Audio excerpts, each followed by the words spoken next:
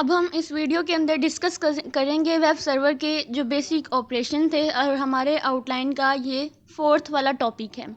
तो इसके basic operation वही हैं जो हमने वेब सर्वर की वर्किंग के अंदर उसके जो प्रोसेसेस थे वो पढ़े थे। जैसा कि हमारे पास रिक्वेस्ट हैंडलिंग था, हमारी राउटिंग एंड प्रोसेसिंग था, उसके बाद हम लोगों ने कंटेंट रीट्राइवल था उसके बारे में पढ़ा, फिर रिस्पॉन्स जनरेशन था और हमारे पास ट्रांसमिशन था। ठीक है, तो सबसे पहले तो हम लोग डिस्कस कर लेते हैं रिक्वेस्ट हैंडलिंग क्या होती है। जब वेब सर्वर की प्राइमरी ऑपरेशन, ये हमारे पास क्या है, ये वेब सर्वर का प्राइमरी ऑपरेशन है, यानी क्लाइंट जो है वो रिक्वेस्ट को हैंडल करना, क्लाइंट की रिक्वेस्ट को हैंडल करना। जब कोई यूज़र अपने वेब ब्राउज़र से किसी वेबसाइट को एक्सेस करता है, ब्राउज़र एक HTTP रिक्वेस्ट जो है वो जनरेट करता है सर्वर की तरफ, फिर वेब सर्वर रिक्वेस्ट को रिसीव करता है, उससे यानी उससे पार्स करता है, यानी कि उसको फिर रीड्राइव करता है और फिर एक अप्रोप्रिएट एक्शन जो है वो उस प्रोसेस के लिए तैयार करके रखता है। राउटिंग एंड प्रोसेसिंग में क्या है कि वेब सर्वर रिक्वेस्ट को एनालाइज करता है और डिटरमाइन करता है कि कौन से रिसोर्सेज, जैसे कि हमारी HTML पेज है, हमारा इमेज है, CSS फाइल है एक्सेट्रा, क्लाइंट के ब्राउज़र को सर्व किया जाए। इसलिए वेब सर्वर URL और रिक्वेस्ट हेडर को एनालाइज करता है।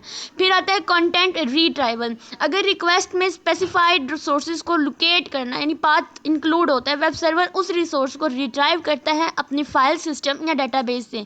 ये प्रोसेस होता है फाइल पाथ को मैपिंग करके, ताकि सर्वर करेक्ट रिसोर्सेज को फेच कर सके। फिर आता है रिस्पॉन्स जनरेशन। जब रिसोर्सेज रिट्राइव हो जाते हैं, जब सर्वर को पता चल जाता है कि हमारा जो कंटेंट है वो स्टैटिक है या डायनामिकली है, तो फिर वो क्या करता है कि वेब सर्वर से रिसोर्सेज के कॉरेस्पॉन्डिंग एक HTTP रिस्पॉन्स को जनरेट करता है। फिर रिस्पॉन्स में टिपिकली इंक्लूड होता है रिक्वेस्टेड रिसोर्सेज का डाटा जो क्लाइंट ने रिक्वेस्ट की होती है। ठीक है, फिर उसके बाद क्या करता है कि वो फिर इसको ट्रांसमिट कर देगा। ट्रांसमिशन में क्या जाता है कि फिर वो इस चीज़ को क्लाइंट को जो है वो क्लाइंट के ब्राउज़र तक जो है इसको ट्रांसमिट करता है इंटरनेट के ऊपर।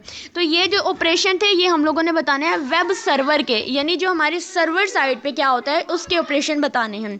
अब इसको हम सिंपल एग्जांपल से अंडरस्टैंड करते हैं। जैसे एक यूट्यूब की एग्जांपल ले लेते हैं। ठीक है, यूट्यूब में जब आप अपने वेब ब्राउज़र में यूट्यूब का URL एंटर करते हैं तो ब्राउज़र एक HTTP रिक्वेस्ट जनरेट करता है यूट्यूब की वेबसाइट वेब सर्वर की तरफ। रिक्वेस्ट में टिपिकली वीडियो का URL या स्पेसिफिक पेज का एड्रेस होता है। उसके बाद राउटिंग एंड प्रोसेसिंग में होता है कि यूट्यूब की वेब सर्वर रिक्वेस्ट को रिसीव करता है और डिटरमाइन करता है कि कौन सी वीडियो या पेज यूज़र को सर्व किया जाए। अगर आपने किसी स्पेसिफिक वीडियो का URL एंटर किया है तो सर्वर उस वीडियो का पेज सर्व करता है। अगर अपने होम पेज का URL एंटर किया है तो सर्वर होम पेज का कंटेंट सर्व करता है। फिर कंटेंट रिट्राइवल में अगर रिक्वेस्ट में स्पेसिफिक वीडियो या पेज का लोकेशन जो है वो इंक्लूड है तो वेब सर्वर रिसोर्सेज को रिट्राइव करने के लिए अपनी डेटाबेस या स्टोरेज का यूज़ करता है। इसमें वीडियो फाइल्स, वीडियो डिस्क्रिप्शन और रिलेटेड मेटा डाटा शामिल होता है। अगर तो रिक्वेस्ट जो है हमारे पास जस्ट यूट्यूब का होम पेज ओपन करने का, तो वो सिर्फ एक रिक्वेस्टेड फाइल में से ही उस डाटा को रिट्राइव कर देता है। फिर जब रिसोर्सेज रिट्राइव हो जाते हैं, वेब सर्वर उस रिसोर्सेज के कॉरेस्पॉन्डिंग HTTP रिस्पॉन्स को जनरेट करता है। इसमें वीडियो का data, HTML code, CSS file, JavaScript file वगैरह इंक्लूड होती हैं जो ब्राउज़र में डिस्प्ले की जाती हैं।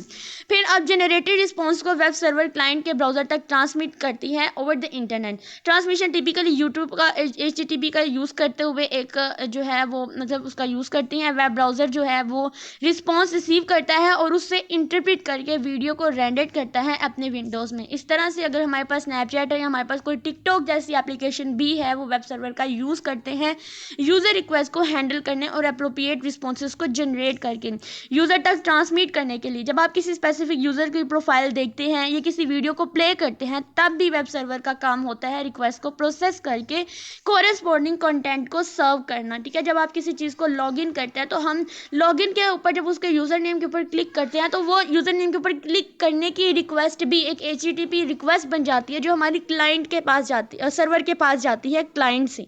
फिर सर्वर क्या करता है कि वो जो उसके पास HTTP रिक्वेस्ट आई है वो उसको देखता है, उसको रिट्राइव करता है, फिर देखता है कि उसका कंटेंट किस टाइप का है। ठीक है, उसकी राउटिंग और प्रोसेसिंग करता है, फिर उसका कंटेंट जो है वो रिट्राइव करता है। फिर उस कंटेंट को रिट्राइव करने के बाद वो वापस से एक HTTP रिक्वेस्ट जो है वो भेज देता है दोबारा से हमारे पास क्लाइंट के ब्राउज़र तक। फिर क्लाइंट जो उसको रिसीव करता है और ये पूरे का पूरा एक साइकिल चलता रहता है जब तक पूरा पेज लॉगिन नहीं हो जाता और जब तक हमारा जो यूज़र है, हमारा जो क्लाइंट है, हम उस वेब ब्राउज़र का यूज़ कर रहा है। जब तक हमने उस चीज़ को यूज़ कर रहे हैं तब तक ये रिक्वेस्ट वाला काम जो है, ये ऑपरेशन पूरा एक साइकिल जो है वो परफॉर्म होता रहता है, कंटिन्यूली एंड नहीं होता है। एंड तब होता है जब हम उस एप्लीकेशन को क्लोज कर देते हैं, जब हम उस वेब ब्राउज़र को क्लोज कर देते हैं।